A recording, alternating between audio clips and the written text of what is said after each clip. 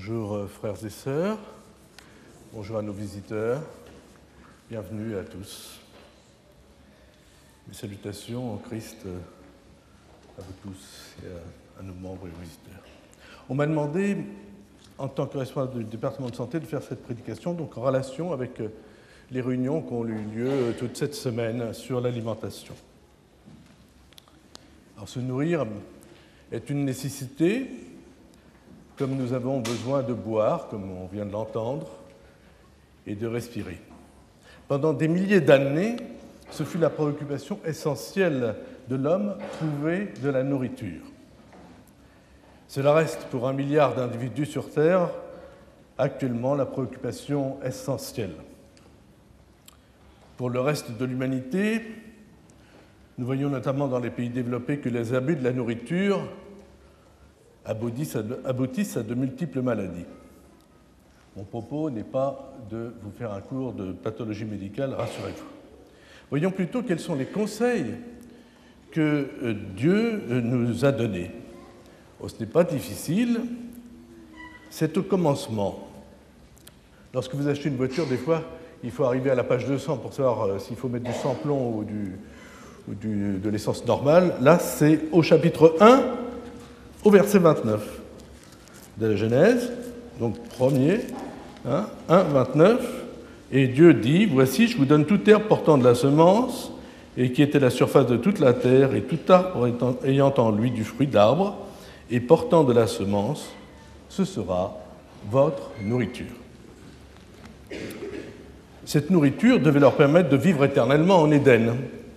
Malheureusement, il y a eu la chute, et si les descendants d'Adam et Ève vécurent jusqu'à plusieurs centaines d'années, Mathusalem jusqu'à 969 ans, après le déluge, Noé, le dernier des antédiluviens, mourut à 950 ans, puis 500 ans pour Sem, puis rapidement on voit que les descendants meurent de plus en plus jeunes, si l'on peut dire, 403 ans pour Arpachshad, 209 ans pour Pélès, 138 pour Nachor, ça descend, et puis on apprend par le psalmiste que les jours de nos années s'élèvent à 70 ans.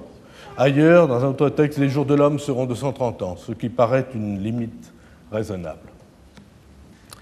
Après le déluge, la terre ayant été inondée, le régime a changé, les provisions que Noé avait faites sous les conseils de Dieu étaient épuisées, ils durent manger des poissons, probablement la progéniture des animaux qu'ils avaient emmenés. Dieu leur donna un nouveau précepte sur la nourriture dans Genèse 9.3. « Tout ce qui se meut et qui a vie vous servira de nourriture. Je vous donne tout cela comme l'herbe verte. Seulement, vous ne mangerez point de chair avec son âme, avec son sang. » Il n'y a donc point d'interdit alimentaire à manger de la viande. Après, dans le Lévitique, vient toute une série d'interdits sur les animaux purs et impurs. Et pour nous, qui vivons au XXIe siècle et qui avons eu connaissance du Nouveau Testament et de la révélation à Pierre, nous savons que plus rien ne nous est interdit par motif religieux, sauf la nourriture dédiée aux idoles. Rien n'est interdit, mais tout n'est pas utile, nous dit Paul. De même, l'interdiction de boire du vin ne se pose que pour les sacrificateurs avant d'entrer dans la tente d'assignation, afin qu'ils puissent distinguer ce qui est saint de ce qui est profane, ce qui est pur de ce qui est impur. Et là, nous commençons à voir qu'il ne s'agit plus seulement de nourriture, mais de comportement et même de pensée.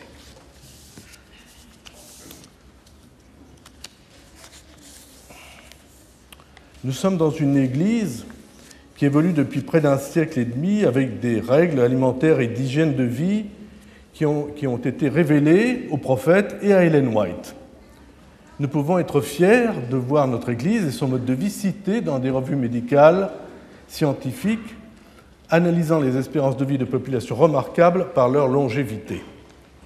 En tête du palmarès viennent 3 groupes de populations, les Crétois, d'où vient le nom du régime, le régime crétois, bien connu, certaines populations vivant dans les hautes vallées andines, au Pérou, et puis la communauté adventiste de Loma Linda, banlieue de Los Angeles, en Californie, qui, loin d'une existence pastorale en crête ou de vallées andines reculées, malgré une vie dans le stress, de la civilisation, avec des contraintes de rendement, ces pressions de toutes sortes, dans la pollution d'une grande ville, arrive à un gain d'espérance de vie de 7 ans par rapport à des Américains de la même région, mais qui suivent des habitudes alimentaires et le mode de vie américain que l'on sait.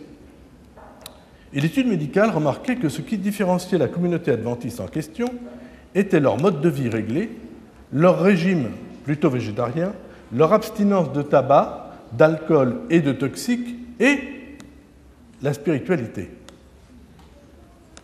Alors, 7 ans de vie en plus, on est tous preneurs. Cependant, il faut être vigilant, car nous avons toujours été considérés du fait de notre petit nombre comme un peu à part en France et parfois taxés de secte. Et cette étiquette nous est collée de temps à autre, et encore récemment, en ouvrant l'ordinateur à Église adventiste, un des premiers commentaires est une vive critique de nos façons de faire le culte et l'école du sabbat, l'apparentant à une secte, parce que, selon l'auteur, passer la matinée à l'église était pour l'auteur du commentaire une sorte d'endoctrinement, et que par ailleurs, un des premiers moyens de prendre le pouvoir dans une secte pour un gourou passe par la soumission à un régime alimentaire changeant les habitudes. Donc, et pour que les choses soient claires, il n'y a pas de régime alimentaire adventiste et le salut ne dépend pas de ce que vous mangez ou buvez. Ceci pour faire taire les partisans de l'idée de secte. Toutefois, s'il n'y a pas de régime alimentaire au sens religieux comme une nécessité, le mode de vie adventiste, qui découle de principes bibliques, amène à une meilleure santé physique et spirituelle. Mais il ne faut pas y chercher le salut, ni un critère quelconque de sélection des bons et des mauvais adventistes. Et pour clore, ce mode de vie, aussi parfait soit-il, ne nous garantit pas une meilleure santé ou une plus longue espérance de vie pour un individu donné. Mais pour des grands nombres, c'est-à-dire des statistiques, c'est effectivement le cas. Et quand on prend un grand nombre, on a 7 ans d'espérance de vie en plus. Une critique plus récente s'est faite, toujours dans l'idée sectaire, sur un projet de relevé de présence à l'école du sabbat, pour pouvoir, lorsqu'un membre est absent, s'inquiéter et téléphoner à Pierre, à Paul, à Marie ou à Élisabeth et s'enquérir de ses nouvelles, de sa santé ou de quelque ennui qu'il ou elle pourrait avoir. Cela me paraît, dans une communauté fraternelle comme la nôtre, de la bonne pratique, mais toute action peut être mal interprétée, bien sûr. Je pense que c'est ainsi qu'il faut voir la force de notre communauté religieuse, qui apporte soutien, réconfort, intérêt à l'autre. Nous sommes loin de l'alimentation, me direz-vous. Pas si sûr.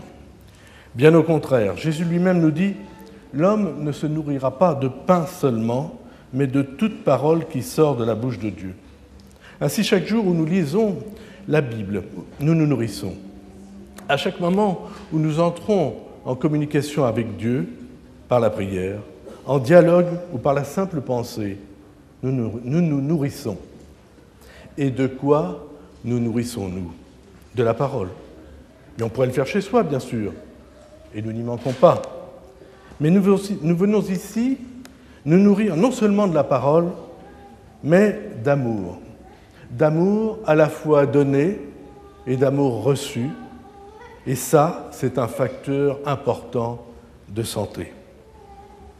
On a remarqué que les croyants avaient beaucoup moins recours aux anxiolytiques et aux antidépresseurs que les autres. Si on lutte actuellement contre les prescriptions abusives d'anxiolytiques, c'est parce qu'on a mis en évidence leur rôle dans les démences de type Alzheimer. Nous, en mettant notre confiance en Dieu, nous n'avons pas besoin d'y recourir. Ne crains rien, car je te rachète. Je donne l'Éthiopie et Saba à ta place parce que tu as du prix à mes yeux et que je t'aime, nous dit l'Éternel dans Ésaïe 43. Priez, mettez votre confiance en Dieu et vous dormirez bien. Pour preuve, certains trouvent le sommeil pendant les prédications. Je ne vise personne. Mais bon, bien que ce ne soit pas l'essentiel, notre façon de manger et de vivre contribuent à notre santé et à augmenter notre espérance de vie. Ces temps, ce n'est pas négligeable, mais ces temps, pourquoi faire? Racheter le temps, dit l'Éternel. Mais comment faire, Seigneur? Y a-t-il un magasin où l'on vend du temps? On vous vendra une montre, mais pas du temps. Racheter le temps, cela relève du miracle. Et Jésus, à qui on demandait un miracle, répondit, il ne vous sera donné qu'un seul miracle, celui de Jonas. Ce n'est pourtant pas faute d'avoir donné aux Juifs de nombreux miracles. Et pourtant, même ceux qui y avaient assisté refusaient et s'en allaient comme le jeune homme riche. Lorsque j'étais un très jeune médecin, un jour, j'ai diagnostiqué un diabète chez une femme d'une trentaine d'années, bien en chair, gourmande, aimant la vie. J'ai pris du temps pour lui expliquer sa maladie, ses conséquences et le régime auquel elle devrait se soumettre et abandonner définitivement les sucres rapides, diminuer sa ration calorique, faire de l'exercice, sous peine de voir arriver les complications qui menacent tout diabétique qui ne maintient pas sa glycémie dans les limites. Elle m'a écouté et puis s'est mise à pleurer. Je ne comprenais pas. Je lui ai réexpliqué que les complications n'étaient pas inéluctables, que si elle suivait le traitement et les mesures hygiéno-diététiques, cela n'arriverait pas. Elle m'expliqua alors son plaisir de manger, son addiction à la nourriture, sa gourmandise, son plaisir. Après avoir séché ses larmes, elle partit. Je l'apercevais dans le quartier de temps en temps, mais elle ne venait plus au cabinet. Je me suis reproché d'avoir été trop strict, de ne pas lui avoir amené les choses progressivement, de ne pas avoir composé avec elle pour lui faire comprendre et accepter petit à petit le régime et le traitement. Je ne l'ai jamais revue au cabinet pendant 30 ans.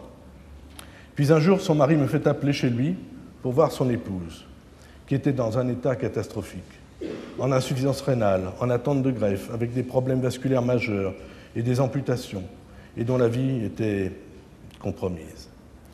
Elle me dit « Ah, si je vous avais écouté il y a 30 ans. » Mais il était trop tard, les médecins ne font pas de miracle. Jésus, lui, peut nous restaurer, si délabrés, si malades que nous soyons, nous remettre debout. Mais que faut-il? En dehors d'un médecin ayant plus d'expérience et de psychologie, qu'a-t-il manqué à cette femme? Elle ne voulait pas abandonner son mode de vie, son plaisir. Et de la femme de Lot au jeune homme riche, l'humanité est faite comme ça. Jésus frappe à notre porte depuis des siècles. Aujourd'hui, si vous entendez ma voix, n'endurcissez pas votre cœur. Ah, quelle voix! Ne suis-je pas à l'église? Je vous le dis, il ne restera pas ici pierre sur pierre de cet édifice. Mais on est dans l'amour. Quel amour! Mais j'aime Dieu, j'aime Jésus-Christ.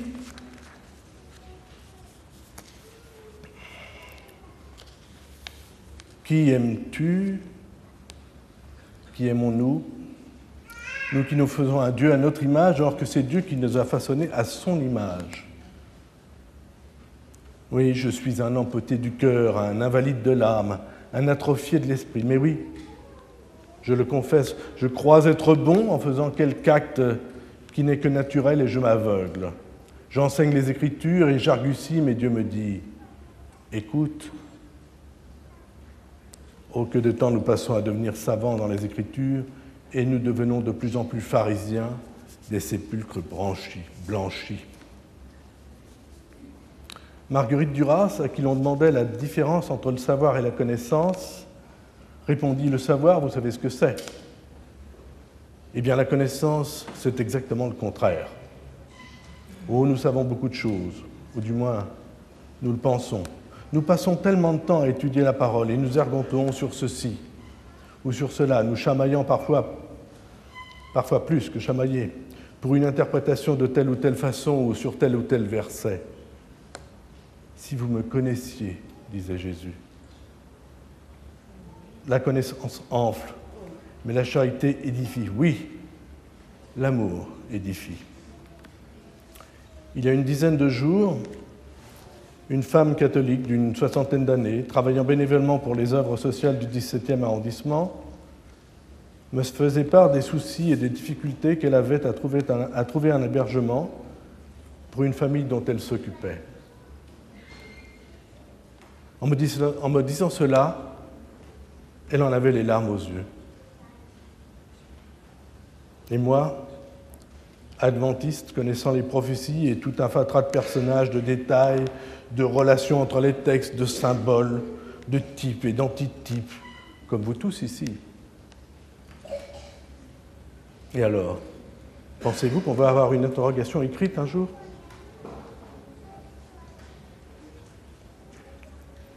Et moi, médecin démissionnaire, blindé professionnel du cœur, j'ai été touché par cette femme. C'est elle qui a raison, c'est elle qui a ouvert son cœur. Bien des frères et des sœurs dans cette Église sont comme cette femme. C'est cela la nourriture dont parlait Jésus. Oui, ta parole est la vérité, ta parole est une lampe à mes pieds, une lumière sur mon sentier. Mais qu'en fais-tu, Jésus demande. Je suis comme la femme qui ne voulait pas suivre le traitement. Veux-tu être guéri? Voulez-vous être guéri? Jonas, lève-toi, va à Ninive, la grande ville, et crie contre elle. Et que fait Jonas? Il s'enfuit à Jopé, par là, dans la direction opposée, puis s'embarque pour Tarse. Une grande tempête survient. Puis, jeté à la mer, il est avalé par un grand poisson. Il reste dans le séjour des morts pendant 3 jours. Je me suis souvenu de l'Éternel. J'ai invoqué l'Éternel, j'ai crié, et tu as entendu ma voix. Après 3 jours, Jonas est rejeté sur le rivage et Dieu lui dit « Va à Ninive ». Où est le miracle de Jonas?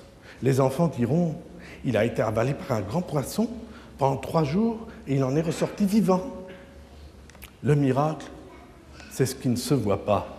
C'est la transformation, la conversion de Jonas. Ce n'est pas un coup de baguette magique.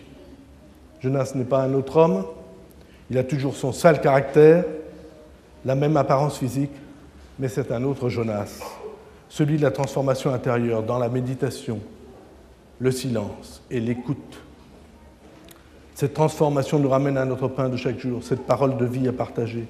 Cette écoute qui, pour en arriver à la transformation, répond à l'idée du « écoute et comprends » à Nicodème, pour une rencontre qui demande depuis le commencement « Où es-tu ? Où en es-tu » Sans jugement, sans colère, mais dans un indicible regard d'amour divin, de compréhension et de miséricorde. Et Jésus demande à Pierre, « M'aimes-tu ? Seigneur, tu sais que je t'aime. Paie mes brebis. »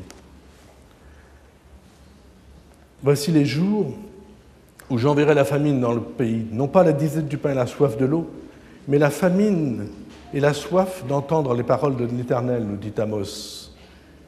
Seigneur, donne-nous toujours de ce pain. Jésus leur dit, je suis le pain de vie. En ce temps-là, 10 hommes de toutes les langues des nations saisiront un juif par le pan de son manteau et diront, nous irons avec vous parce que nous avons appris que Dieu est avec vous. Mais Dieu est avec vous quand vous êtes avec lui. Et vous êtes avec lui quand vous suivez ses commandements. Nous sommes tous des Jonas ici.